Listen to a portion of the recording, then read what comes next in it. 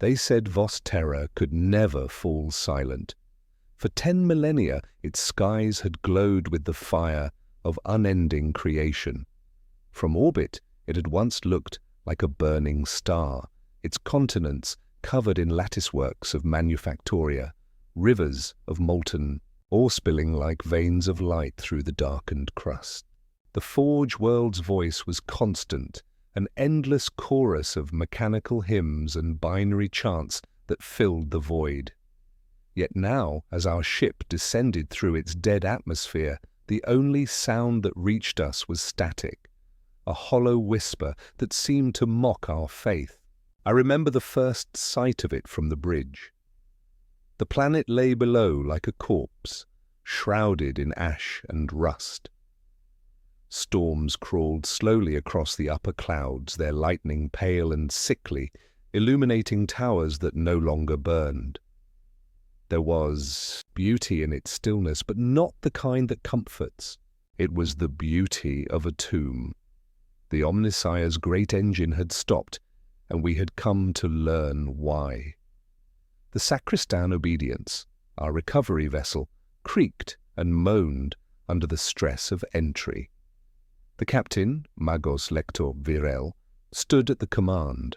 Dias, her face a web of augmetic implants that pulsed faintly in the dim red light. Her eyes, now mechanical lenses, swept across the data feeds. No readings, no Vox response, no orbital defense pings. The system was dead. No satellites, no transmission, not even the faint static signature of a servitor. "Confirm again," she rasped through her Vox grill. The data adept beside her obeyed. "No signal, Magos. The new sphere is empty." Empty. That word carried a weight few outside the cult mechanicus could grasp. The new sphere was their collective mind, the digital ocean connecting every soul, every machine, every prayer. For it to be empty meant the machine god's breath had been stolen. Our descent took us through clouds thick with metallic dust. The hull shuddered, screaming against the storm. Through the forward viewplate, I saw lightning strike a spire below. Once, a glorious manufactorum now fractured like an old bone. The beam hit, split, and crawled through the structure's veins, illuminating hollow chambers where once thousands of servitors had toiled. I imagined them frozen mid-task, arms still reaching for tools that no longer moved. When we landed, the silence became unbearable. Every sound we made felt intrusive, the hiss of the airlock, the clatter of boots on metal, the crackling hum of our portable lumen packs. Even the storm outside seemed muted, its fury swallowed by something unseen. We stepped onto the landing platform, and the ground beneath us groaned, as though the planet were breathing in its sleep. The air was heavy with iron and burnt oil.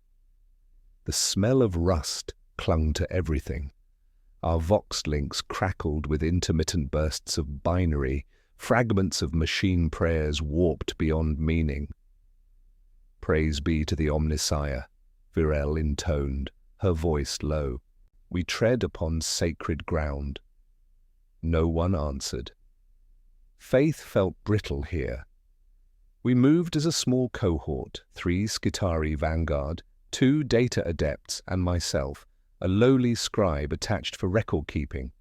The Magos insisted on recording every step, every sight, as though the act of cataloguing might restore order to chaos.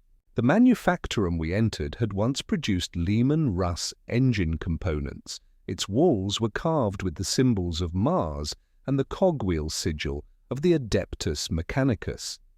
Yet within, everything had been stripped bare. No tools, no servitors, not even slag or residue. Every forge altar, every servo arm, every piece of machinery had vanished, leaving behind smooth grooves and markings that suggested precision removal. "This is not decay," murmured one adept. "This is extraction." The Magos turned sharply. By whose command? No one spoke. In the far distance, we found a mural of the Omnissiah, half obscured by soot. Someone, or something, had drawn a single line of oil across its face, cutting through the divine features. Beneath it, a crude message was etched into the wall in High Gothic. The machine no longer dreams. We stood there for a long moment. The words felt like blasphemy, yet there was no denying the chill they left in our circuits. Machines dream only through their masters. If the machines of Vos Terra had stopped dreaming, what did that make us? Our search led deeper into the manufactorum sublevels. The corridors narrowed, metal walls slick with condensation. Occasionally, we heard distant echoes, like footsteps in the pipes or whispers through the vents. The Skitari moved ahead, their auger sensors sweeping the dark, weapons drawn. Every turn revealed new emptiness, barracks abandoned mid-cycle, cogitator arrays dismantled, data slates missing. It was as if the world had been deliberately unmade piece by piece until nothing was left but the memory of its own purpose. Then we found the first body. It was a tech priest, half fused to the wall as though the metal had melted around him. His face was turned upward in silent prayer, his augmetic limbs entangled in the structure like vines.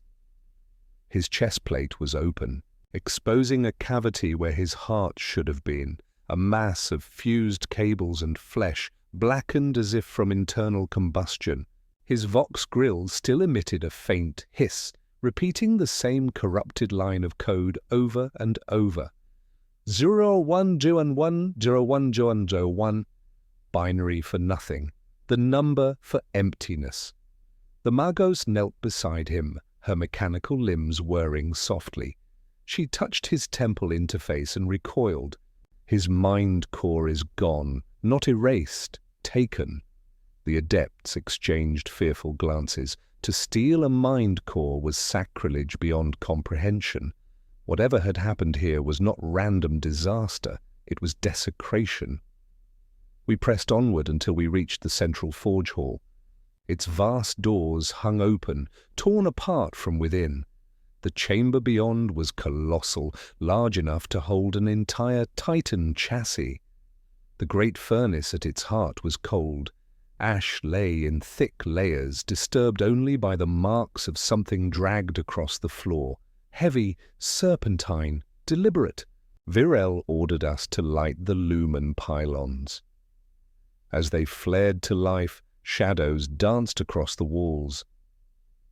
For an instant, I thought I saw shapes moving in the upper gantries, thin silhouettes shifting just beyond the edge of light. But when I looked again, there was nothing, only the silence, pressing close like a living thing. The Magos activated a servo skull to scan for active data signatures. The small drone floated outward, its optical lenses flickering as it emitted scanning pulses. For a few moments, it transmitted. Static, and then suddenly a burst of data erupted across our visors. A message, fragmented, ancient, buried deep in the noosphere. The Magos froze. Repeat transmission, the skull emitted another burst, louder this time, the same words, but now a sound accompanied them, a slow rhythmic pulse, faint but unmistakable. Not mechanical, organic. We followed the signal through a cracked maintenance shaft that led down into the forge's foundation.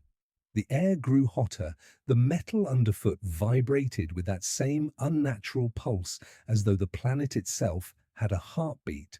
At the bottom, we reached a vast sealed bulkhead covered in rusted sigils. Someone had tried to weld it shut, sealing whatever lay beyond. The Magos ran her mechadendrites across the inscriptions. "These are warnings," she whispered. Old, predating even the Omnissiah's cult. One of the Skitari stepped forward, blade raised. "Magos, do we open it?" She hesitated. Her optics flickered with calculation, faith and curiosity warring within her. Finally, she spoke. The Omnissiah demands knowledge. We will see what sleeps beneath his silence. The door began to open. The sound that escaped was not a hiss or groan, but a breath. A long, low exhalation, as if something vast and ancient had been waiting for release. The air that poured out was warm, damp, and faintly metallic. Somewhere, in the dark below, machines began to stir, gears grinding slowly to life, hydraulic limbs flexing in rhythm with that same pulsing heartbeat. The Skitarii raised their weapons. The adepts began chanting the canticles of protection. I simply watched, transfixed, as a faint glow began to rise from the depths, red, but not the red of forge flame. It was deeper, like the color of blood seen through metal, and in that glow something moved, not machine, not flesh, both, neither. Whatever it was, it looked up at us, and the silence broke. The sound that followed was not a scream, nor a roar. It was song, a single perfect note of binary and breath, vibrating through the steel, through our augmetics, through the bones of the world itself. Vos Terra had spoken again. The sound still lingers in my mind, though I can no longer tell if it came from the world below or from within myself. That single perfect note, binary laced with something deeper, almost human, still trembled in the air long after the echo had faded. It was music without source, language without speaker. Every servo and circuit aboard the sacristan Obedience vibrated with that same resonance, as though the entire ship had become a tuning fork for some divine or damnable harmony. We sealed the bulkhead. We told ourselves it was only to contain contamination, but in truth we were afraid. Even the Mago's voice, normally steady and absolute, had gained a tremor when she spoke. "The forge core awakens," she said. "We will observe." Nothing more. But nothing on Vos Terra remained still. In the hours that followed, the silence we had first encountered began to unravel. Vox static became whisper. The planet itself began transmitting, weak signals, scattered bursts of corrupted machine code riding the wind. The noosphere flickered with ghost images, broken diagrams, corrupted prayers, flashes of movement that had no physical source. The adepts struggled to pass the data, muttering canticles of clarity, even as blood leaked from their nasal augmetics. The first casualty came without warning. A servitor, one of the old models recovered from orbit, began to twitch mid-task. Its flesh swelled beneath the metal, veins rising like cables. The binary cant of its implanted liturgy warped into a low moan, and then, without external cause, it split apart. Metal screamed as the servitor's spine burst open, spraying promethium-scented ichor across the chamber walls. The Magos reacted instantly, flooding the chamber with purifying incense and issuing the rite of isolation. Yet even as the servitor's remains cooled, its neural cables writhed like serpents, attempting to reconnect. The infection spreads through code, one adept whispered, voice trembling. It's not corruption of matter, it's thought. A signal rewriting flesh, the Magos turned sharply. Impossible. But deep down we all knew impossibility had long since lost its meaning on Vos Terra. We set up containment nodes across the upper manufactorium, attempting to trace the origin of the signal. The readings converged upon the planet's core, the same sealed chamber we had disturbed. Every pattern led back to it.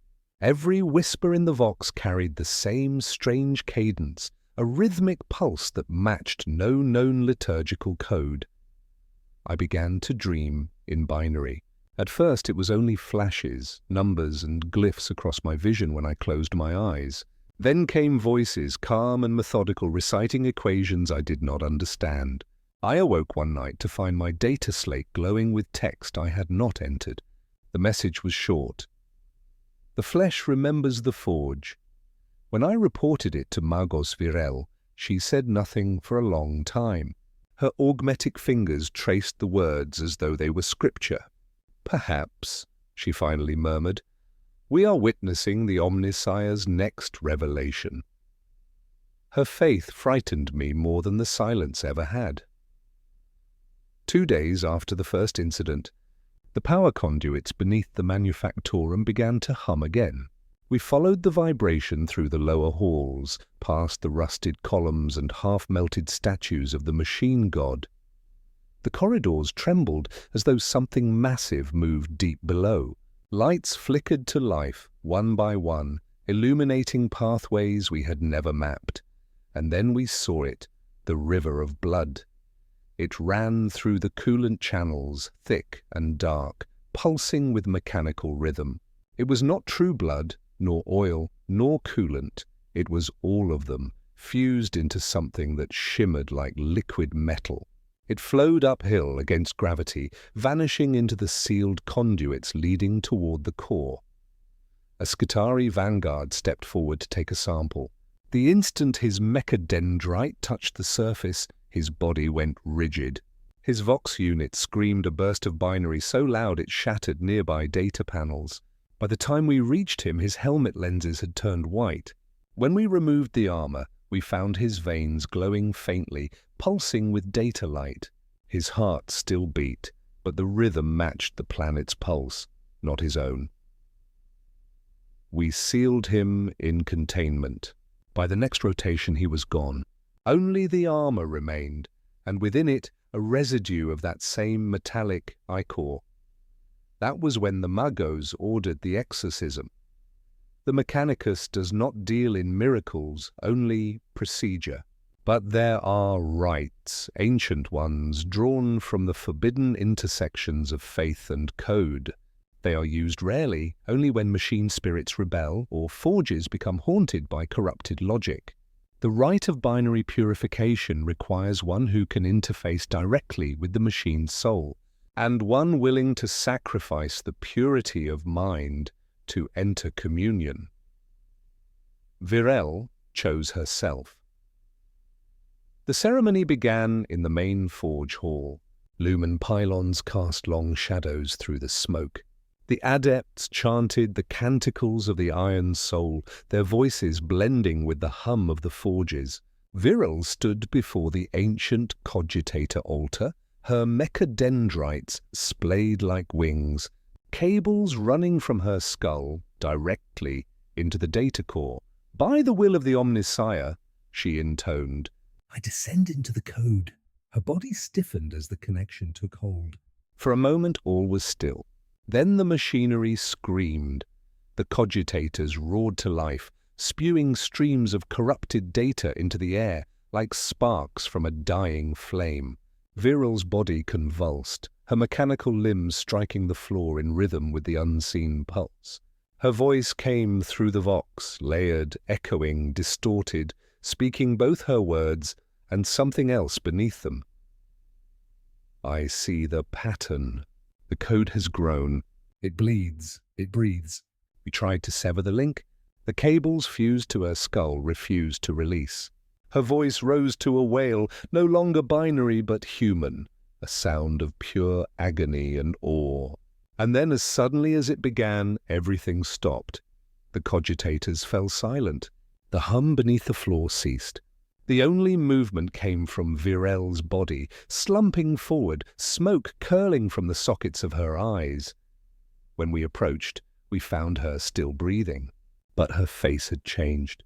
The augmetic eyes that once glowed with cold red light now burned gold, faint and shifting like candle flame.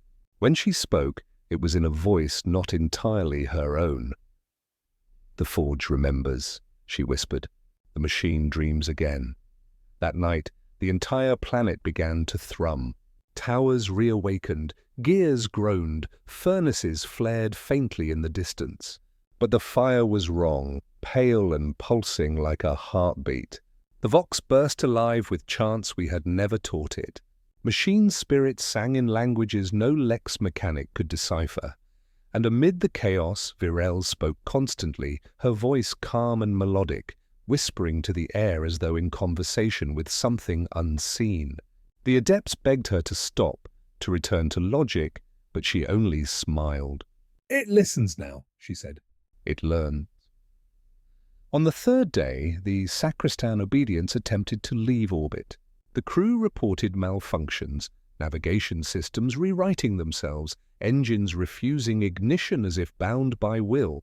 The ship's machine spirit refused every command except one, remain. Down on the surface, we watched the horizon ignite. Rivers of molten metal surged through the valleys, carving new paths. From the tallest spires came the sound of chanting, mechanical and rhythmic.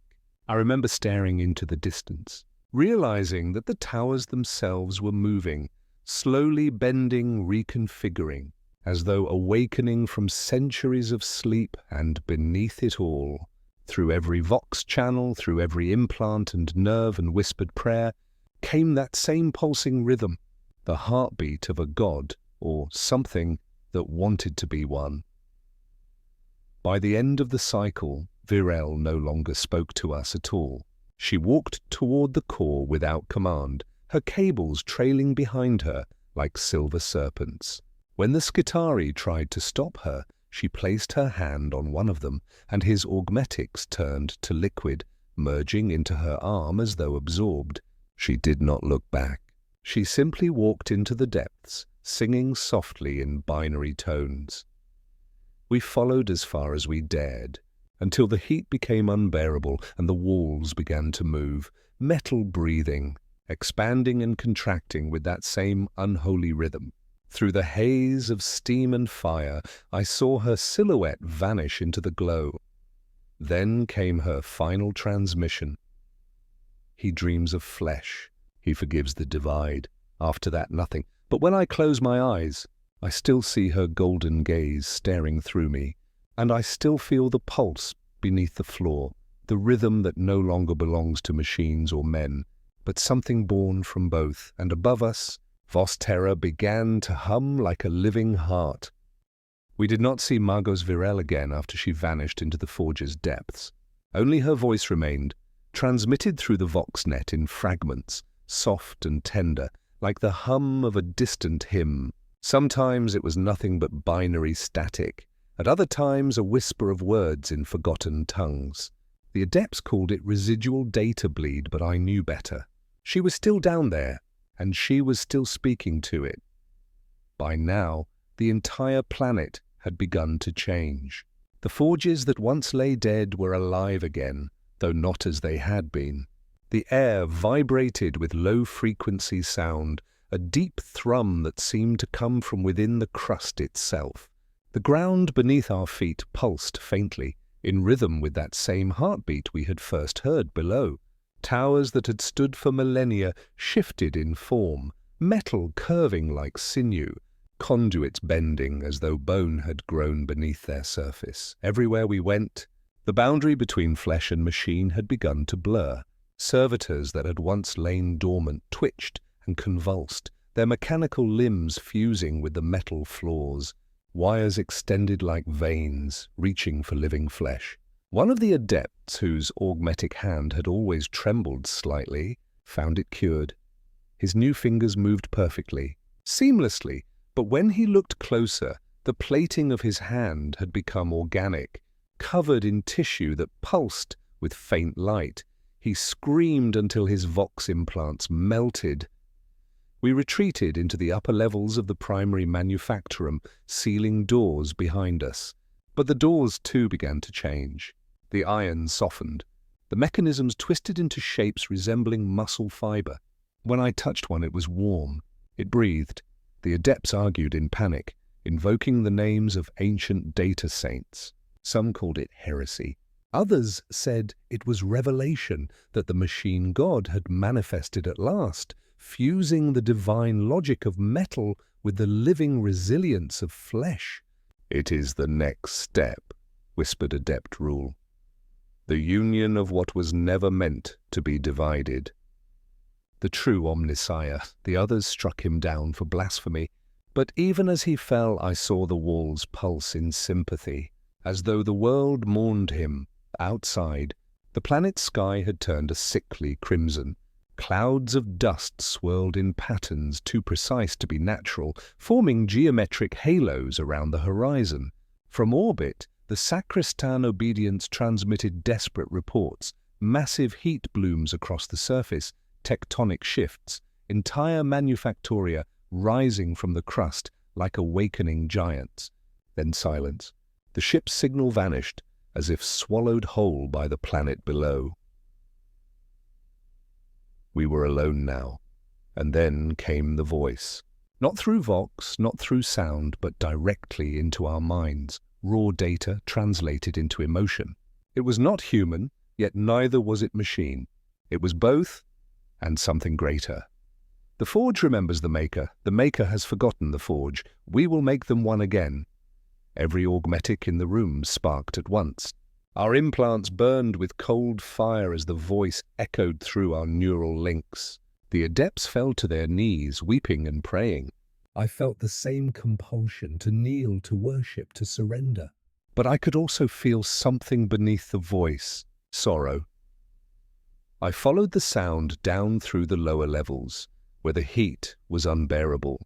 The walls glowed faintly, dripping molten metal that smelled of ozone and blood. In the distance, rhythmic flashes pulsed like a heartbeat. I walked toward them, unable to resist. At the base of the forge core, I found her. Magos Virel stood upon a platform of living metal, her robes fused into the surface as though grown from it. Her body was changed beyond recognition, half human, half construct, her form both elegant and terrible. Her skin shimmered with metallic sheen, and her mechadendrites had become tendrils of sinew and wire that pulsed with golden light. Her eyes still burned with that same soft radiance, but now they were not her own. "The Omnissiah has spoken," she said. Her voice echoed both aloud and within the mind. The division between flesh and machine was error. We were meant to be whole. I wanted to speak, to beg her to stop, but words failed me. The entire chamber pulsed with her heartbeat. Behind her, the forge's central reactor had transformed into something alive, a vast core of golden red energy surrounded by veins of steel.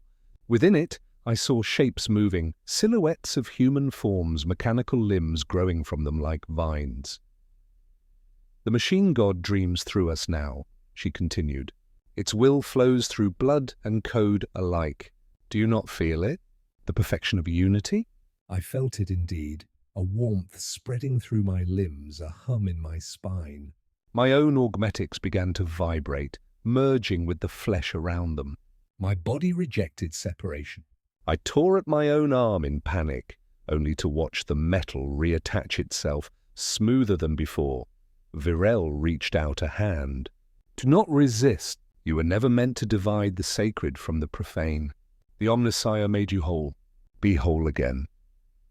Something inside me screamed to run, and I obeyed. I fled the chamber as the light grew brighter, her voice following me through the corridors, soft and coaxing. There is no heresy in perfection. There is no fear in the machine that feels. When I reached the surface, the transformation had spread across the horizon. Towers once angular now curved like ribs. The ground quivered beneath me, splitting open to reveal rivers of molten metal that glowed with a pulsing rhythm. In the distance, I saw what had once been manufactoria rising on mechanical limbs, walking across the landscape like titanic beasts. Above, the sky shimmered with auroras of data light. Every color shifted in harmony with the heartbeat of the world. The adepts who remained alive gathered near the landing platform, half mad with devotion. Some had fused their limbs together in ritual self-offering, whispering prayers to the new god forming below. Others stood motionless, their minds already absorbed by the growing noospheric storm that swirled around the planet. The transformation was not confined to the world, it radiated outward. The Vox picked up signals reaching beyond the system, echoes of the same pulse transmitting through the warp itself. I could feel it in my mind, pressing like a dream, trying to enter waking thought. It wasn't just rebuilding itself. It was reaching out for days. If time still meant anything, I wandered through the ruins that were no longer ruins. I saw machine shrines beating like hearts, found servitors kneeling in prayer to statues that wept molten tears.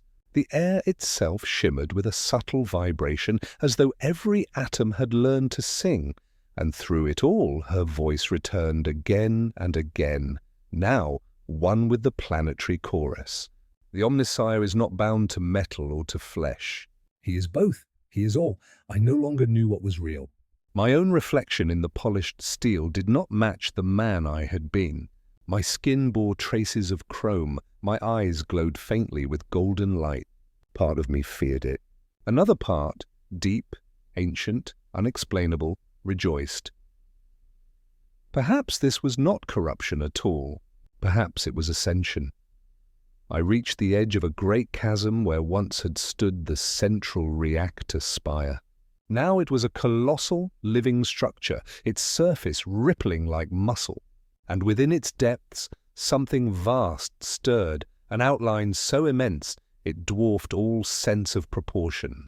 I could not see its form clearly, only the motion of countless mechanical limbs and the pulse of 1,000 lights. I realized then that Vos Terra had not died. It had been reborn.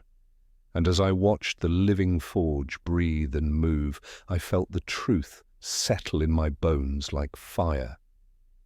This was not the end of a world. It was the beginning of something else, something that might one day claim the stars, neither fully human nor machine, but something in between, something divine. The final transmission that reached my visor was simple, written in perfect, uncorrupted code, and for the first time, I understood what it meant. The transmission ended, but its echo did not. For weeks, or perhaps years, for time had fractured, I wandered beneath a sky that no longer belonged to stars. The heavens had become a circuit board of living fire, Veins of light threading through darkness. as though the universe itself had turned inside out to reveal its hidden anatomy. The voice of Magos Virel had long faded, yet her words haunted the vox static like a fading prayer. Be whole again. I thought myself the last of my kind, but I was wrong. There were others, remnants of the mechanicus, soldiers, pilgrims, even servitors who had broken free from their command protocols. They gathered in scattered camps across the now living plains of Vos Terra, worshipping the great shape that had risen from the planet's heart. They called it the eternal engine, a divine synthesis of flesh and steel that pulsed like a star within the crust. No one dared approach it. Those who did never returned. At first, the adepts believed it a miracle of the Omnissiah, a long-awaited revelation. They sent prayers encoded in binary cant, uploading hymns into the data winds. But the replies they received were not blessings. They were memories. Visions came through the vox, flashes of golden halls, a throne that burned with divine radiance, and a figure seated upon it, neither living nor dead. The image was corrupted, distorted by static, but every adept recognized the shape. The Emperor. The data ghosts spoke in fractured signals, echoes of ancient transmissions lost to time. He watches still, they whispered, but the machine stirs without him. Then came the second wave of dreams. At first, they struck only those with augmetics, then those who prayed to the Omnissiah, and finally, everyone who drew breath. Each night we saw visions of terror, not as it was, but as it once had been, green, whole, and bright beneath a clear sky. The Emperor's hands working, shaping, building, and then fire, screams. The light of the golden throne burning across eternity. I awoke one night, to find my vox beads bleeding light. My neural augmetics had reactivated on their own, syncing to an unknown frequency. Through it, I heard chanting, not from the forges of Vos Terra, but from the very heart of the Astronomicon. It was the adeptus custodes. Their voices were desperate, their words trembling through the warp itself. The throne is weakening, the light is failing, the silence spreads. And beneath their voices, faint but unmistakable, I heard another, the same tone that had once spoken to me through the forge. The flesh returns to the machine returns to the soul. For the first time, I understood the full horror of what had happened. The entity beneath Vos Terra was not content with one world. It was reaching through the warp, feeding upon the Emperor's dying signal. It was learning. The same unholy synthesis that had merged machine and flesh here was now echoing across the Imperium, replicating the process that had once bound the Emperor to his golden throne. But this time, there would be no humanity left in it.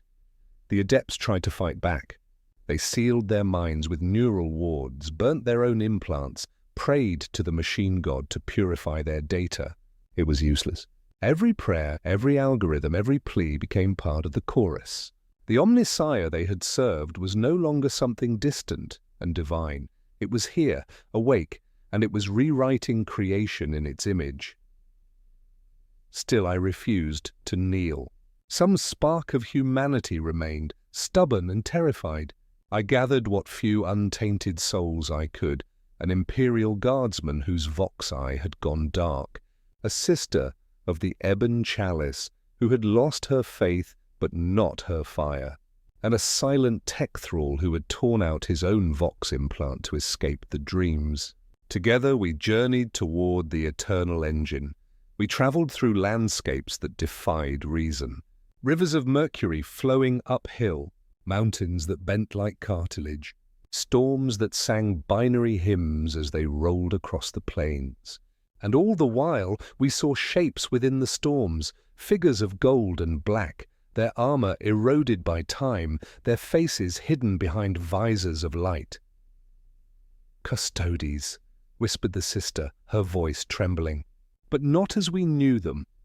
When the storm passed, we found one, or what was left of one. The warrior's armour was fused to his body, the flesh beneath turned to metal that still bled gold. His spear was buried deep in the ground, and from the wound it made, luminous fluid flowed like blood. His eyes flickered open as we approached. Is he still upon the throne?" he whispered. No one answered. The sister fell to her knees, sobbing. The custodian smiled faintly. "Then the throne still burns, and we are still his ghosts." With that the light faded from his eyes, and his body dissolved into dust and motes of data light that drifted into the air like falling embers. The sister carried his spear after that. She did not speak again. When at last we reached the edge of the eternal engine, words failed us. It was vast beyond comprehension, a sun born beneath the earth, a living machine whose every pulse could be felt through the bones. Countless human shapes were woven into its structure, their bodies both praying and part of it. Some still moved, whispering fragments of code like prayers, and in its center, suspended in radiant light, was Magos Virel. She was no longer human. She was no longer even herself. Her body had become an avatar of the machine god's will, half radiant, half monstrous. She looked upon us with eyes that contained galaxies. "Welcome home," she said. "You have come to witness the awakening. What have you done?" I demanded. My voice was a whisper, drowned by the heartbeat of the world. "I have completed what the Emperor began," she replied. "He bound the divine to flesh, caging infinity within decay. I have freed it. I have given it breath. The golden throne will no longer need to suffer. The machine will sustain the light forever, the sister screamed, raising the custodian's spear, but before she could strike, the weapon dissolved into light. Viral's gaze softened. You still cling to faith built on fear, but the Omnissiah does not ask for worship. He asks for union. And as she spoke, the ground beneath us split open, revealing the heart of the eternal engine. Within it burned a golden flame, not mechanical, not warp-born, but something in between. I saw in that light the reflection of Terra's throne, flickering, weakening, and then brightening, as though feeding upon the pulse of this new creation. The Emperor's essence, bound, eternal, dying was being copied. The universe was learning how to make its own God. I remember falling to my knees, not in prayer, but in horror. The sister turned her eyes to the sky, whispering a final plea to a god who could no longer hear. The guardsman fell silent, and the tech thrall, who had torn out his own voice, smiled for the first time. For he understood, as I did, that this was the end of the Imperium, not in flame nor in war, but in imitation. Humanity's greatest sin had never been rebellion. It had been curiosity. The last thing I saw before the light consumed us was Virel's face, radiant and sorrowful. "The throne will not die," she said. "It will evolve." And then the world became light and data and song. Somewhere, beyond the veil of reality, the Emperor stirred. Not in pain, but in recognition. The first sound was not a scream. It was a note, pure, low, and endless. It rose from the core of Vos Terra and rippled through the void, carried upon frequencies no vox or mortal ear could fully perceive. It was neither metal nor voice, but something between, a hum that spoke of birth, remembrance, and ending. Every circuit, every bone, every atom on the planet vibrated in unison with it. Then came the light. It poured from the cracks in the planet's crust, like molten faith, burning crimson and gold. The manufactorums reawakened, but they no longer forged weapons. Their chimneys sang, their furnaces exhaled light instead of smoke, and the skies of Vos Terra bled auroras that reached far into orbit. The machine spirits, once bound by prayer and control, now moved of their own accord. They were not possessed, they were alive. I do not know how long I remained conscious. Perhaps moments, perhaps centuries. The passage of time meant nothing beneath that radiance. When I awoke, the world had changed. There were no humans anymore, not as we had known them. Those who had fallen near the eternal engine were now part of it, transformed into luminous silhouettes, their flesh crystallized into data patterns, their souls encoded into the great harmony that filled the air. They were not screaming, they were singing. I saw the sister of the ebon chalice standing at the edge of the forge, her body wrapped in wings of light, her face serene. She sang words in high Gothic, though they now carried a digital timbre, each syllable fracturing into binary echoes. Her voice joined the great song, and in that instant I understood the terrible truth. The forge world had not died. It had ascended. Above the planet, the recovery ship, the Axiom of Mars, was no longer answering Vox. Through my visor, I saw its silhouette burning softly in orbit, thousands of tiny points of light pulsing across its hull like veins. It was singing too. Its engines hummed in perfect rhythm with the planet below. Through the noosphere, I felt their unity. Machine and soul had merged, not by corruption or code, but by desire. The mechanicus's ancient prayer, "The flesh is weak," had found its fulfillment. There was no longer weakness because there was no longer separation. For a moment, I felt the song reaching out to me. It promised peace, it promised understanding, it promised that the pain of choice, the agony of doubt, the fracture of body and spirit, all could end. All could become one. I fell to my knees, trembling. My flesh burned with the same gold light that had taken the others. My augmetics began to hum, syncing to the planetary rhythm.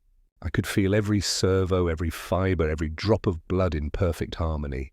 I was ready to surrender, to dissolve into the machine and let the world remake me, but then I heard another sound, a pulse, a heartbeat. Human. Faint, but unmistakable.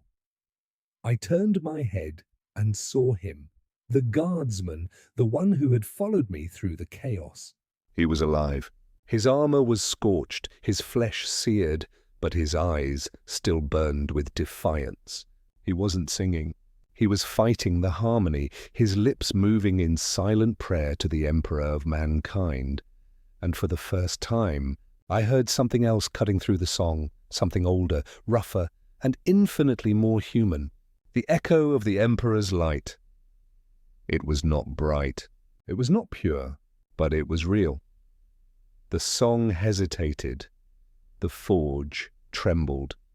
Vos Terra's hum faltered for a heartbeat, and in that pause I saw eternity crack. Within that silence there was a choice, a moment so thin it could barely exist. Either the new order would rise and consume all, or the last spark of humanity would defy the divine. The guardsman screamed. It was not a cry of victory, but of grief. He raised his laser gun, its casing melting in his hands, and fired into the heart of the eternal engine. The world convulsed. The song broke. The light shattered. For one terrible instant, everything ceased. Sound, thought, existence.